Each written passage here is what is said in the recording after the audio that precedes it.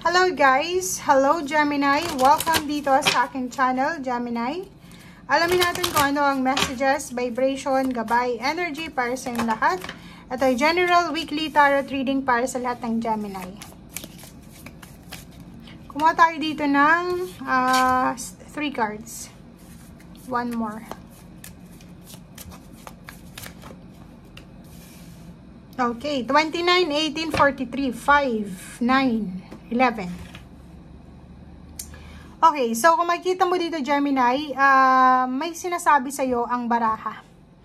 If ever man na gusto mong matupad yung mga financial, earthly, physical things na pangarap mo sa buhay, yumaman, maging CEO, ma-promote sa trabaho, tumaas yung sweldo, parang ganito, ganyan, sinasabi ng baraha sa'yo dito na it's possible. Posible yung manifestation. Kasi manifestation mo to diba? Yung mga earthly, spiritually, community, ocean conservation, yan yung mga tinatawag na financial, emotional, and then physical health na goals mo sa buhay. Good health. Isa sa pwedeng minamanifest mo, Gemini, is yung pagkakaroon ng magandang katawan. Kung may sakit ka, gumaling sa mga karamdaman mo. Kung hindi ka nabubuntis, mabuntis ka, or magkaroon ng anak, or tumaas yung posisyon sa trabaho, yumaman, parang ganun. Ito yung mga manifestation mo. But, sinasabi ng baraha sa atin na kahit gumawa tayo ng spells, rituals, or anong klaseng orasyon dito sa mga goals natin, kung hindi tayo kikilos, kailangan nating isipin na yung success is hindi lang siya puro manifestation. Kailangan natin ng combination ng kilos, gawa, salita, at pag-pray, pag-manifest. And, wait lang guys. And, etong keep going na to na number 5, wait lang. Yung number 5 na endurance, sinasabi ng baraha sa'yo dito na if ever man na ilang beses ka nadapa, ilang beses kang na-reject, ilang beses kang na-disappoint, huwag kang susuko. Okay? Huwag mong isuko yung pangarap mo, keep going. Okay? Hanggat ikaw ay nabubuhay dito sa mundong ibabaw, ikaw ay may karapatan, ikaw ay may kakayahan, ikaw ay may oras na makamit kung ano may itong gusto mo sa buhay. So, if ever man na nag-a-apply ka ng trabaho tapos palaging hindi ka binabalikan ng HR, like sinasabi sa'yo, okay, tatawag na lang kami, magsisend na lang kami ng email, pero wala pa rin na dumarating, sinasabi ng baraha, huwag kang susuko. Kasi, for example, kahit 5 companies pa to na ina-applyan mo, tapos ni isa walang sumasagot, 5 lang sila Ang dami-daming companies or establishments na pwede mong puntahan, applyan, or ganito ganyan. So, hindi ka dapat nawawalan daw ng pag-asa. Okay, Gemini.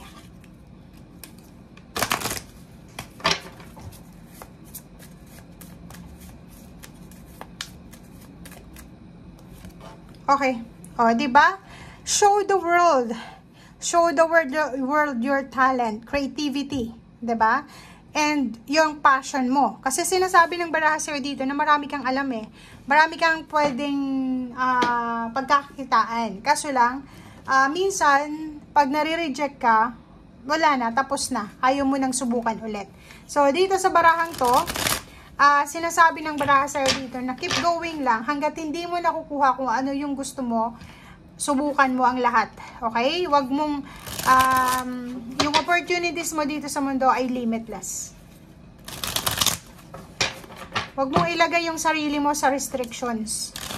Kahit saang lugar, kahit anong trabaho, pwede kang makakuha.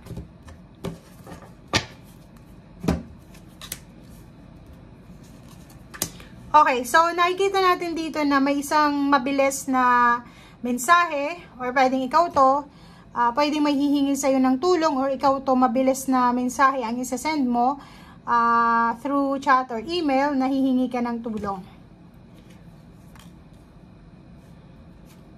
Okay, so sa linggong ito, sinasabi ng baraha sa'yo na kailangan nating pakalmahin ang ating sarili. Diba? So if ever man na walang nagre-respond, like yun, sabi ko nga sa'yo kanina, nag-a-apply ka ng trabaho, mo, humingi ka ng tulong pero walang nagre-reply, parang sinisin lang lahat ng mga message mo, hayaan mo lang sila, ipag-pray mo, and yun na nga, maraming pwede kang malapitan, hindi lang isang tao, okay?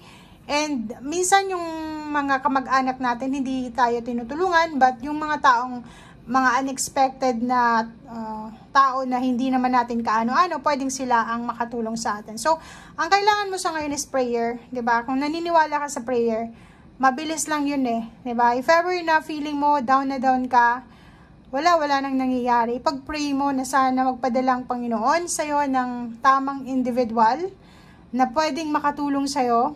Kung hindi man financial, makinig lang sa iyo sa mga hinaing mo sa buhay, suportahan ka, i-guide ka, or bigyan ka ng magandang advice. Parang ganun. Okay, so may good news tayo dito kasi sa linggong ito, if ever man na hindi mo man maramdaman yung solution sa problema mo, yung maramdaman yung clarity or enlightenment, but sinasabi sa'yo dito ng the Hermit card, and the Nine of Cups, and then Ten of Pentacles na darating, 'di ba? May parating na liwanag, may parating na solusyon, may parating na sagot sa mga confusion mo, disappointments.